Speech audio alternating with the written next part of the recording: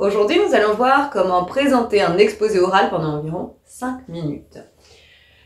Avant l'exposé, bien évidemment, en termes de fond, on va chercher les informations par rapport au thème de notre exposé, on va sélectionner les infos et on peut trouver des images pour illustrer notre exposé.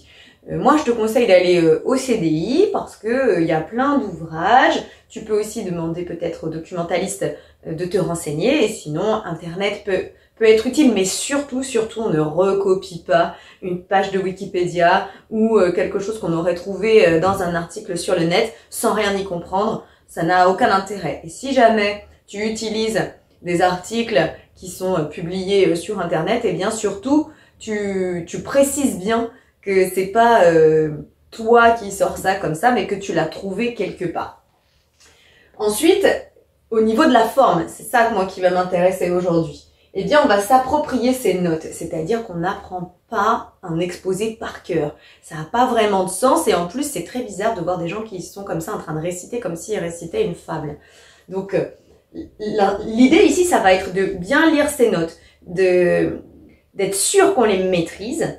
Et comme ça, quand on est bien au fait avec le contenu, on est aussi plus à l'aise finalement à l'oral. Donc je lis bien mes notes, je m'approprie bien mon exposé et comme ça, quand je vais passer devant la classe, je saurai de quoi je parle et je ne serai pas perdue. Et on prépare un plan à l'écrit avec les grandes étapes parce qu'il ne faut pas avoir des notes toutes rédigées tout simplement parce que sinon vous allez avoir tendance à les lire et donc à faire de la lecture de notes comme ça, comme si tout était écrit. Et ça, c'est pas top. Moi, je te conseille de mettre le grand 1, peut-être les sous-titres et c'est à toi de broder un petit peu après par-dessus. Surtout que si tu t'es bien approprié tes notes, du coup, tu n'as pas besoin d'avoir comme ça tout de rédigé. Pendant l'exposé, on peut demander à l'enseignant si c'est possible, est-ce que je peux mettre mon plan au tableau grand 1, grand 2, grand 3 ? Effectivement, ça permet aux autres qui sont en face de bien suivre ce que tu racontes. Et là, pendant l'exposé, on fera attention à bien respirer. Évidemment, c'est un exercice particulier, c'est difficile, on est un petit peu mal à l'aise et c'est tout à fait normal.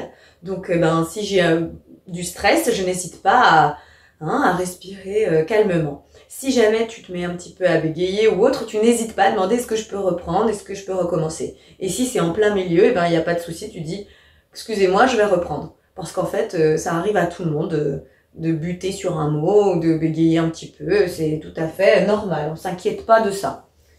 On fait attention au rythme de ces phrases, c'est-à-dire qu'on parle pas trop rapidement mais en même temps pas trop lentement non plus. Donc ça, c'est à toi d'apprécier quel est le rythme le plus efficace. Parler très très vite comme ça, l'effet mitraillette pour essayer de se débarrasser un peu de l'exercice, c'est difficile en face du coup pour ceux qui réceptionnent l'exposé. Ils ont du mal à prendre des notes ou même du mal parfois à comprendre. Donc tranquille. Il faut également gérer le niveau sonore. On parle pas trop fort, mais en même temps pas trop bas. Et puis on s'entraîne, et c'est comme ça qu'on arrive à savoir si le niveau sonore est correct. Et on pense bien à regarder le public, les gens qui sont en face. C'est pour ça que quand on est figé comme ça avec sa feuille de notes, on regarde même pas ce qui se passe en face et ça, c'est pas efficace du tout. On pense bien à interagir comme ça avec son auditoire. On fait attention au corps, c'est-à-dire que le stress, ça va intervenir dans la notion de corps. Moi, je vois souvent des élèves qui ne savent pas quoi faire de leurs mains, donc c'est un peu étrange, ou même des fois, ils vont beaucoup toucher leur visage.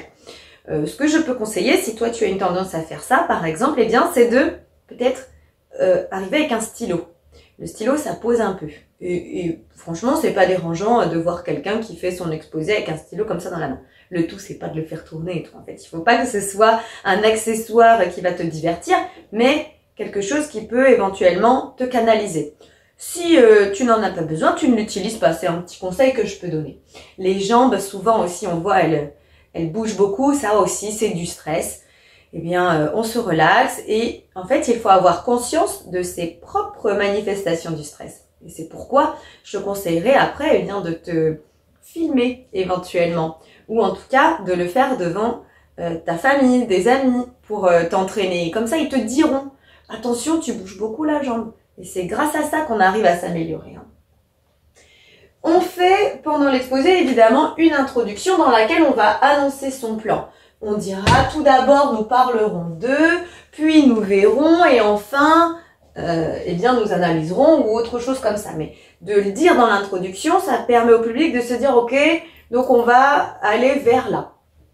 Et à la fin, eh bien on fait une conclusion avec un bilan des éléments à retenir. On peut également donner son avis à la fin.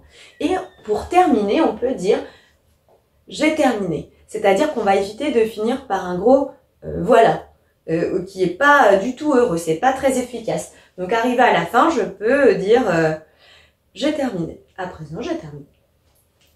Et donc, voilà ce que je disais qui est extrêmement important. On s'entraîne devant sa famille, les parents, les frères, les sœurs, s'il y a du monde disponible. S'il y a personne de disponible, on trouve des copains pour le faire. Sinon, on s'entraîne devant son miroir. Et oui, je disais, on peut se filmer, tout simplement parce que, comme ça, quand je me filme, eh bien après, je regarde ce que j'ai fait. Et je me rends compte, par exemple, si je bouge, je me rends compte si j'ai des gestes qui viennent polluer ma parole. Et je me rends compte aussi du niveau sonore, du rythme. Et ça peut être assez efficace de faire ça.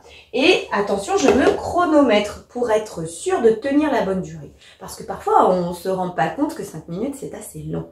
Et donc, si je fais un exposé qui dure 2 minutes, sur les 5 minutes, c'est trop court. Et ça va de me filmer ou de le faire devant ma famille, ça va me permettre de réajuster mon contenu. De la même manière, si vous devez durer 5 minutes, mais que quand vous vous entraînez comme ça, vous vous rendez compte que vous en faites 10, et bien là, ça va demander un travail de synthèse. Il ne faudra pas faire 10 minutes si vous devez en faire 5. 4 minutes, 6 minutes, ça va. Mais effectivement, quand on demande 5 minutes, on essaye de rester dans ces 5 minutes imparties. Extrêmement important, on ne se juge pas. On se dit pas je suis nulle, c'est dur, j'y arriverai pas ou j'ai l'air de rien. Surtout pas. C'est un exercice difficile, c'est un exercice qui requiert de s'entraîner. Personne n'est nul. Tout le monde se rend compte que de se mettre comme ça devant la classe, de faire un exercice oral, c'est difficile. Donc on ne se juge pas. Si on a des petites difficultés, ben c'est pas grave. On s'améliorera au fur et à mesure. Et en fait, la prise de parole comme ça en public, eh ben il y a vraiment possibilité de l'améliorer. Et l'amélioration, elle passe vraiment par le fait de pratiquer. Si je vous dis de ne pas vous juger, c'est qu'évidemment, il ne faut pas juger les autres. Surtout pas de moquerie. C'est contre-productif. C'est vraiment pas bien de faire ça. On l'a dit, c'est un exercice difficile. Chacun peut se rendre compte que d'être devant les autres, c'est dur.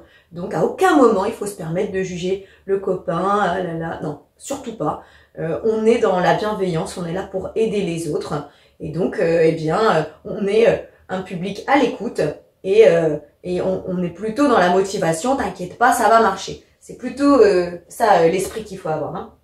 Et puis, enfin, eh ben, on est volontaire parce que si on dit tiens, quelqu'un veut faire un exposé, bah évidemment, si j'essaye d'esquiver l'exercice, bah, c'est pas comme ça que je vais m'améliorer. J'ai bien mis plus on le fait, meilleur on devient. C'est pas du jour au lendemain qu'on devient un bon orateur comme ça. Et donc finalement, ça demande de la pratique. Et donc si tu trouves que c'est un exercice difficile, eh bien justement, entraîne-toi. Surtout que plus tard, tu verras au lycée, eh bien c'est un exercice qui est très utilisé et notamment pour les examens. À toi de jouer à présent. Afin de voir si tu as bien compris comment présenter un exposé oral pendant environ 5 minutes, eh bien, j'ai préparé un petit paragraphe que tu vas devoir remplir avec les mots geste, se préparer, plan, exposé oral, récite, quelqu'un, note, chronomètre et distinctement. Tu es prêt? Afin de préparer un quoi? Qu'est-ce qu'on prépare? Un exposé oral, évidemment, on y est là. Hein. Il faut... Qu'est-ce qu'on fait à la maison? J'ai bien insisté sur ce point. Il faut se préparer à la maison. On s'entraîne. On s'entraîne devant ou seul. On s'entraîne devant quelqu'un ou seul, on a dit, le miroir où on peut se filmer. pour s'assurer de la durée, on se chronomètre. On relit bien c'est avant. Qu'est-ce qu'on doit bien relire? J'ai dit qu'il fallait s'approprier impérativement ces notes. On relit bien ces notes avant et on ne pas. Il m'en reste pas beaucoup. On ne récite pas. Non, ce n'est pas l'effet souhaité. On veut de la parole normale. Hein. On regarde bien les gens. Ça, c'est important de poser le regard sur l'auditoire. On parle distinctement. Et oui, on fait attention à sa prononciation. On fait une introduction avec un plan et on pense à conclure. On fait attention à son corps, à ses gestes, bien évidemment. On peut utiliser le tableau pour écrire un. On peut aussi montrer des images. Il ne nous reste qu'un mot. On peut utiliser le tableau pour écrire un plan et on peut aussi montrer des images, soit s'il y a un vidéoprojecteur, soit les faire passer comme ça, selon le thème de ton exposé.